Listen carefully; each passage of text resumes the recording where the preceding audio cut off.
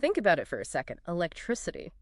It's just everywhere, isn't it? Powering our lights or phones, pretty much everything. Absolutely. It's so woven into modern life, we barely even think about how it actually, works. Right.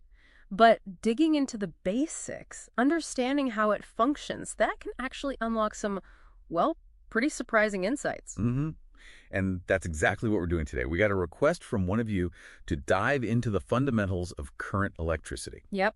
We've got some solid educational materials lined up. We do. And our mission, basically, is to pull out the key stuff: charge, current, potential difference, resistance, Ohm's law, maybe even touch on power and energy. The core concepts. Exactly. We want to make it clear, engaging, something that actually sticks, not, like reading a dry textbook. Right.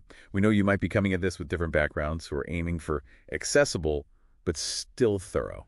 Hopefully you'll have a few aha moments along the way. That's the goal. Oh. Whether it's a refresher or you're just curious, let's get into it. All right. Let's start at the very beginning. The concept of charge. Electric charge. Okay. So think back to those static electricity experiments, like rubbing glass with silk or maybe ebonite with fur. Yeah, making sparks fly. Well, what's actually happening there is you're transferring tiny particles, electrons. Okay. One material loses electrons, becomes positively charged. The other gains them, becomes negatively charged. It really boils down to this electron movement. So positive, negative, it's all about having too many or too few electrons. And Yeah. they interact, right? Like magnets. Exactly like magnets in a way. The fundamental rule, like charges repel, push away, and opposite charges attract, pull together. That's the basic force driving everything electrical. Pretty much. Now, we use symbols, Yeah. Q or sometimes Q, for the amount of charge. Right. And the standard unit, the SI unit, is the coulomb, symbol C. C for Coulomb. Got it. I've seen smaller ones too, like MC. Yep. You'll definitely see smaller units. There's the millicoulomb, MEC, that's a thousandth of a coulomb, so 10 euro. Then microcoulomb, C, that's a millionth, 10 EO. And even nanocoulomb in C, a billionth, 10 EO. They're pretty small. So how much of this basic electron charge makes up 1 Coulomb? Is it a lot? Here's where it gets really, really mind-blowing.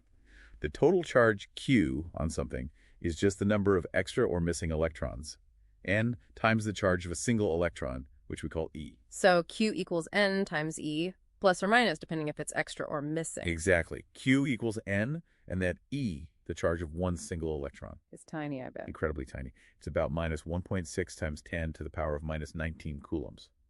Minus because the electron is negative. Wow, okay. Minus 19. That's vanishingly small. It is. But flip it around. How many electrons does it take to make 1 coulomb of negative charge? Uh-oh. If 1 is 10, it's going to be huge. Huge is an understatement. Yeah. It takes about 6.25 times 10 to the power of 18 electrons. 6.25 times 10 to the 18. That's 6.25 quintillion electrons for just 1 coulomb. Good grief. That puts static shock into perspective. Billions upon billions of electrons moving. It really does. And this idea that charge comes in these discrete packets, these electron charges, is fundamental. It's called quantization of charge. Okay, so charge is the basic stuff. What about when it starts moving, like in a wire? Right. That's what we call electric current. When charge flows in a directed way, think of it like water flowing in a pipe. A stream of charge. Exactly. Current, we use the symbol I for that, is the rate of flow. How much charge Q passes a point in a certain amount of time, T. So I equals Q divided by T. Precisely. I equal QT. And the unit for this flow, that's the ampere, right? Like on a fuse box. That's the one. The SI unit is the ampere, symbol A, after Andre-Marie Ampere, a pioneer in this field. Okay. And 1 ampere means 1 coulomb of charge is flowing past the point every single second. 1 Cs. 1 Coulomb per second. And like charge, I guess there are smaller units? Yep. Very common. Milliamperes, MA, that's a thousandth of an amp, 10 amps. Yeah. And microamperes, a millionth, 10 amp. Used a lot in electronics. Now, in wires, it's electrons moving. You said that. But what about like in a battery or lightning? Is it still electrons? Good question. It depends on the material. In metals, yes, it's those free electrons, the ones not tightly bound to atoms. Okay. But in electrolytes, the liquids in batteries, for instance, or in ionized gases like in lightning, or maybe a fluorescent tube, Yeah. it's actually ions moving. Both positive ions, cations, moving one way, and negative ions, anions, moving the other way. Both contribute to the current. Ah, so it's not always just electrons. Interesting. Can we relate the current back to the number of electrons flowing like we did with charge? We can. If you have n electrons, each with charge E, passing through, say, a cross-section of a wire in time t, Yeah. the total charge Q is just net. Right. So the current I in Q becomes I net. And again, think about that number. For a current of just 1 ampere, that's 6.25 times 10 to the electrons zooming past any point in the wire every single second. Still blows my mind. It's like a microscopic highway. It really is. One thing that always tripped me up a bit is the direction of current. You see arrows and diagrams. Yes, the convention. It's a bit historical and can be confusing. Technically, current is a scalar, it just has magnitude. Okay, just how much? Right. But when we draw those arrows, we're showing the direction of conventional current. Conventional current. It's defined as the direction positive charge would flow, from positive to negative, say, outside battery. But wait, you said it's electrons moving in wires, and they're negative. Exactly. So the actual electrons are physically moving in the opposite direction to the conventional current arrow, from negative to positive. Okay. So the arrow is just a convention showing where positive charge would go if it were moving. Electrons go the other way. Got it. And how do we actually measure this current? We use a device called an ammeter, amp meter. Makes sense. To measure the current through something, you have to connect the ammeter in series with it. So all the current has to flow through the meter too. In line with the component. Right. And you have to connect it the right way around positive terminal towards the positive side of the source. Polarity matters. Got it. Ammeter in series. Okay, so we have charge, and we have current, which is moving charge. What actually makes the charge move? What's the push? Now we're getting to potential. Electric potential. Think about gravity for a sec. An object higher up has more potential energy, right? Sure, it can fall. It's similar to electricity. You have to do work to move a charge against an electric force, like pushing two positive charges together. Yeah. That work gets stored as electric potential energy. Oh. Electric potential at a point is basically the potential energy a unit positive charge would have if you placed it there. The formal definition involves work done bringing it from infinitely far away. Right. Potential energy per charge. What's the unit? The unit is the volt, symbol V. Yeah. Named after Alessandro Volta. The battery guy. The very one. And 1 volt actually means 1 joule of energy per coulomb of charge, 1 JC. It's a scalar quantity, just a value. And it makes sense that potential would be positive near a positive charge, because you have to push a positive test charge towards it. And negative near a negative charge, because it pulls it in. Exactly. The work done determines the sign. The potential V is the work W divided by the charge Q brought in, V equals WQ. Okay. But usually in circuits, we talk about the difference in potential, don't we? That's usually what matters more, yes. Potential difference, often called PD, or more commonly voltage. Voltage, right. So that's the push, like water pressure making water flow. That's a great analogy. Potential difference is the electrical pressure between 2 points that drives the current. No potential difference, no current flow. So it's the work needed to move charge between 2 points. Precisely. Potential difference between point A and point B is the work W done to move a unit positive charge from A to B. So VA minus VB equals W divided by Q. VAVB equals WQ, also measured in volts. Also measured in volts. A 1 volt potential difference means 1 joule of work is done moving 1 coulomb between those points. And we measure that with a voltmeter. Correct. A voltmeter measures the potential difference, the voltage, across 2 points. Across, not in series like the ammeter. No, in parallel. Yeah. You connect the voltmeter probes to the 2 points you want to measure between. It samples the pressure difference without being in the main flow path. Parallel connection. Got it. And polarity matters here too, I assume. Yes. Connect the positive terminal of the voltmeter to the point you expect to be at the higher potential. Okay. So voltage, potential difference is the push. Current is the flow. What slows it down? What's the friction in the system? That would be resistance. Electrical resistance is the opposition, the obstruction to the flow of current in a material. Like electrical friction. Exactly. It converts some of the electrical energy into heat, just like friction does with mechanical energy. And what causes it? At the tiny electron level. In metals, it's mostly down to those free electrons bumping into the positive ions that make up the fixed structure, the lattice of the metal. Ah, the collisions again. Right. Without a voltage, electrons are moving randomly, bumping around. Apply a voltage, they start to drift in one direction, but they're constantly colliding with these vibrating ions. It's like trying to run through a very crowded, shaky room. That's a pretty good picture. The more collisions, the harder it is for the electrons to get through, the higher the resistance. Does it matter if the metal isn't pure? Like alloys? Oh, definitely. Impurities or mixing metals in an alloy disrupts the regular crystal lattice. That creates more obstacles for the electrons, increases the number of collisions, and so increases the resistance. Interesting. Okay, so we have voltage, the push, current, the flow, and resistance, the opposition. How do they all relate? This sounds like Ohm's law territory. You got it. Georg Simon Ohm, back in the 19th century, did a lot of careful experiments. He figured out the relationship between the voltage across a conductor and the current flowing through it. And what did he find? The famous Ohm's law. He found that the current I is directly proportional to the potential difference, V, across the ends of the conductor, provided, and this is important, that the physical conditions, especially temperature, stay constant. Directly proportional. So double the voltage, double the current. Yep. Assuming it doesn't heat up. Exactly. We write it as I is proportional to V, or IEV. Okay. To make it an equation, Ohm introduced that constant of proportionality, which is the resistance, R. So V divided by I equals R, the way most people remember it, V equals IR. V equals IR. Simple, powerful. So resistance R is just voltage divided by current. Yep. R is VI. What's the unit for resistance then? Volts per amp. It is volts per amp, but that unit gets its own name, the ohm, named after George Ohm, of course. The symbol is the Greek letter omega, A. So 1 ohm is the resistance when 1 volt causes 1 amp to flow. Perfect. And I bet there are bigger units too. Kiloohms. Definitely. Kilo ohms, okay, that's 1,000 ohms. And mega ohms, that's 1,000,000 ohms. You see those a lot in electronics. Now, sometimes you hear about conductance. Is that just the opposite of resistance? It is exactly the reciprocal. Conductance measures how easily current flows. If resistance is opposition, conductance is ease. Makes sense. We usually use the symbol G for conductance, and G equals 1R. The unit is the Siemens, symbol S. It used to be called the ohm, spelled backwards, but Siemens is the standard now. The Siemens S. Okay. High resistance, low conductance. Low resistance, high conductance. Got it. And Ohm's law often gets shown as a graph, right? V vs I. Yes. If a material obeys Ohm's law, we call it an ohmic conductor, and you plot current I against voltage V, you get a straight line.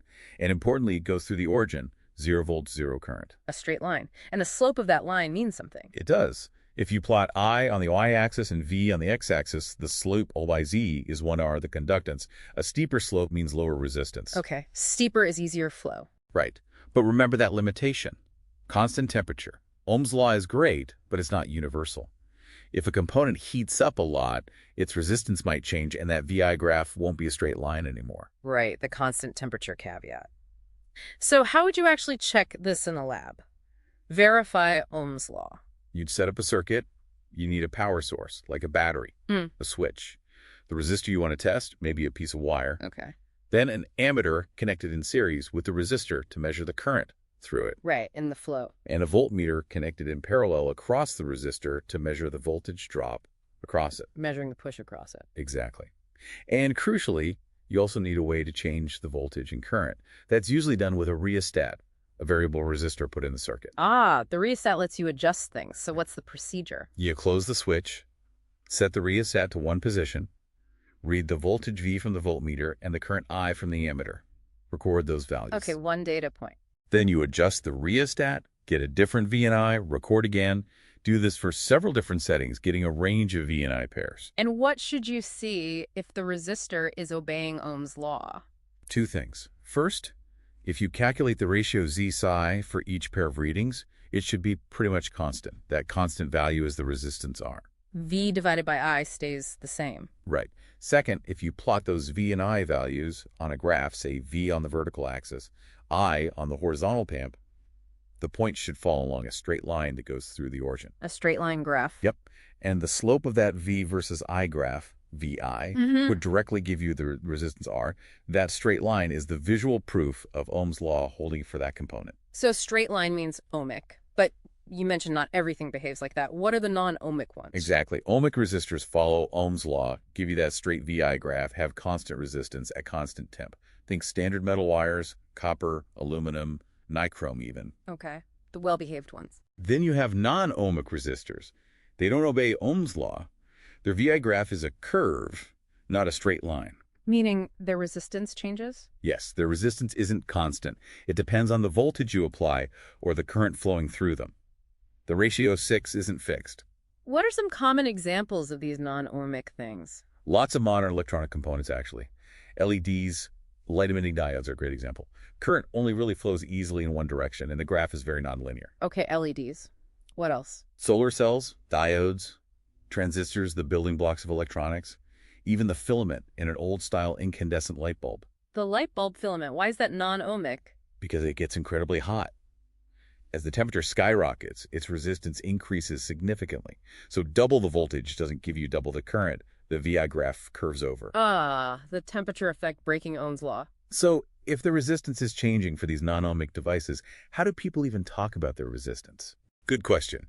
You can't give one single resistance value, but you can talk about the resistance at a specific point on the VI curve. Yeah. Sometimes called dynamic resistance or incremental resistance. Dynamic resistance. Yeah, it's basically the slope of the line tangent to the curve at that point. From at that specific VRI, it tells you how much the current changes for a small change in voltage right around that operating point. It varies along the curve. Okay, so ohmic.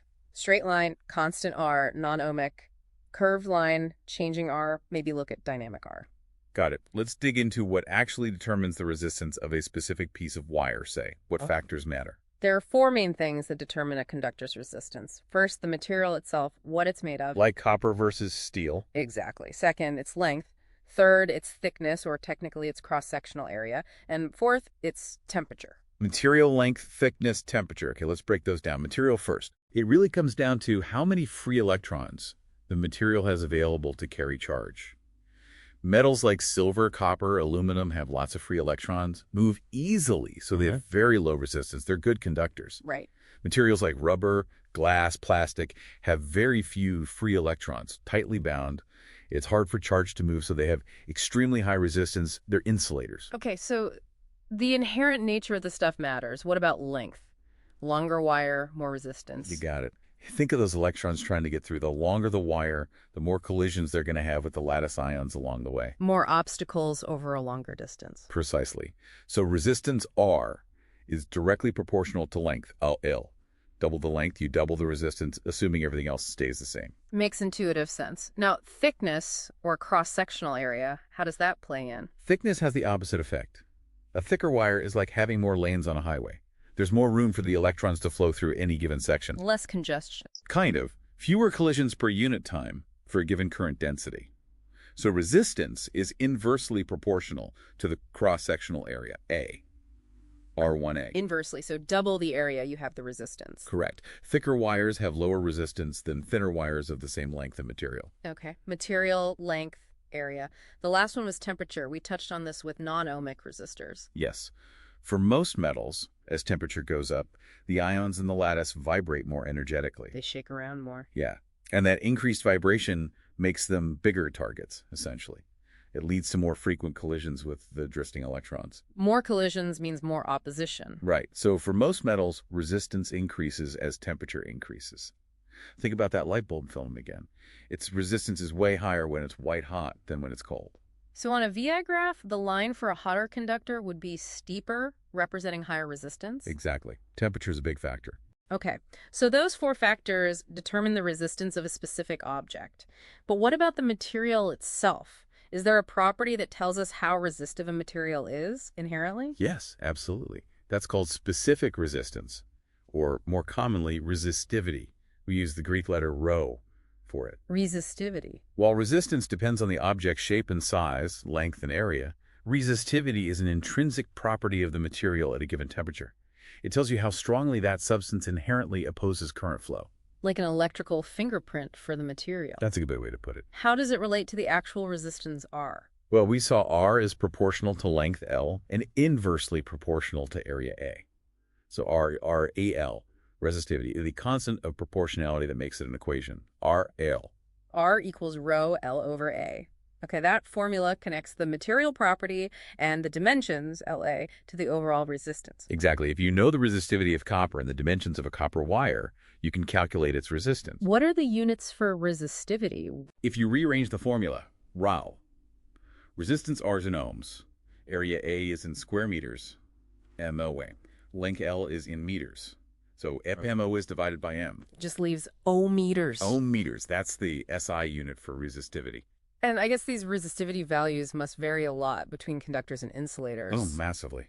Good conductors like silver and copper have tiny resistivities, like 10 ohm.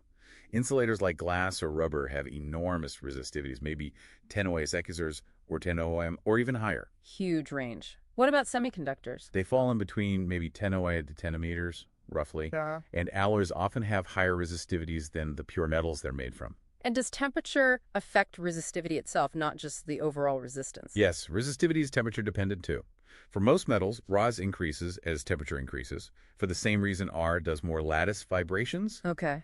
For semiconductors, it's often the other way around. Resistivity can decrease as temperature goes up because more charge carriers become available. It's more complex. Interesting. And some alloys you mentioned are special. Right. Alloys like manganin or constantan are designed to have resistivities that change very little with temperature.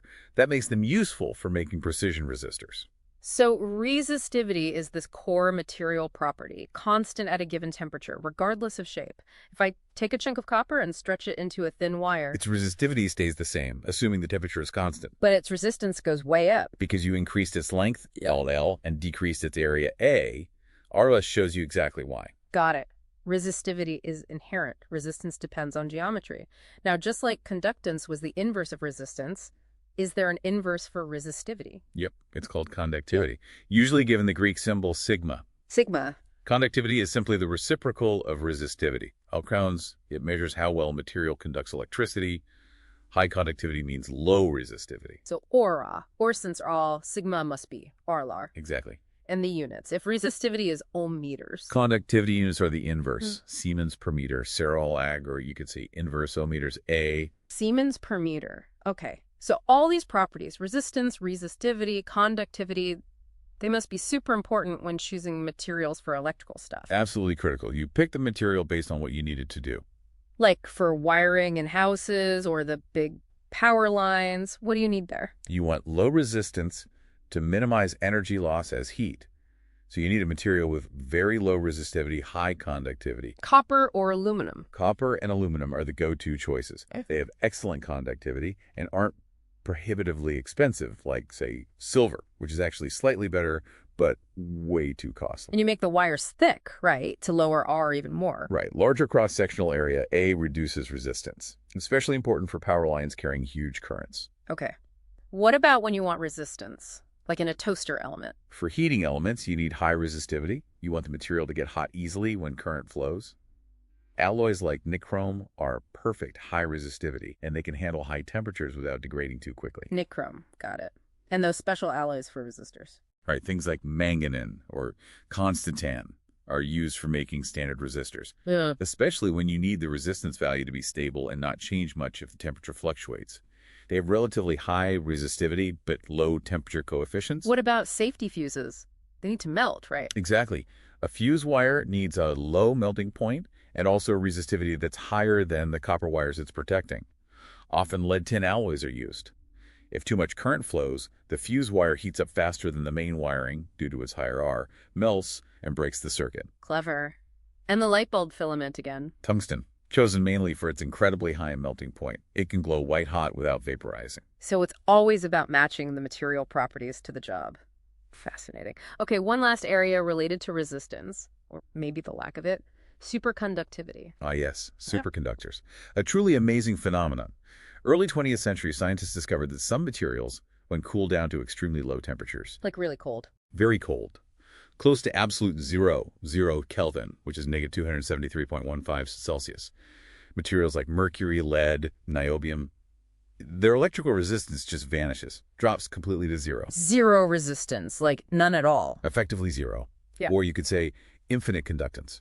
Once you start a current flowing in a loop of superconducting wire, it will flow forever with no energy loss as long as it stays cold enough. No battery needed to keep it going. Wow.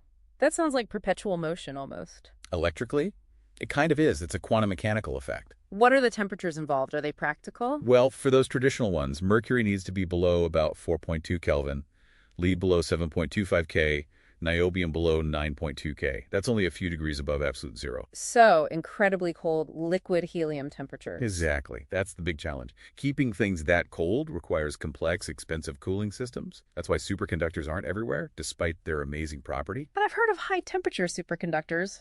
Yes, there's been progress finding materials, often complex ceramics, that superconduct at higher temperatures. Higher is relative, though, maybe 100K or 130K.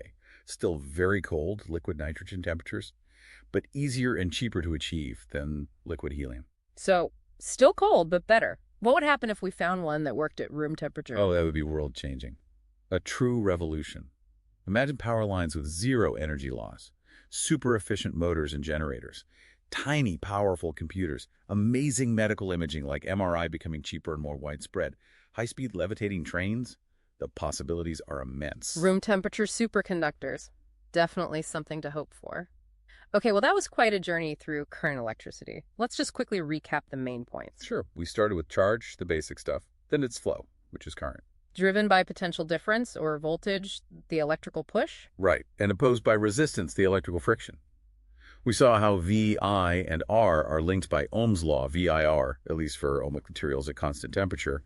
We looked at resistivity, the material's own inherent resistance property, and conductivity, its inverse, and how resistance depends on resistivity, length, area, and temperature. And wrapped up with the different material choices for different jobs and that amazing zero-resistance state of superconductivity at low temperatures. For me, the thing that really sticks is just the sheer number of electrons involved. That's 6.25 quintillion electrons per coulomb. It's staggering. It really puts the microscale into perspective, doesn't it? All that frantic activity underlying the electricity we use every day. Absolutely.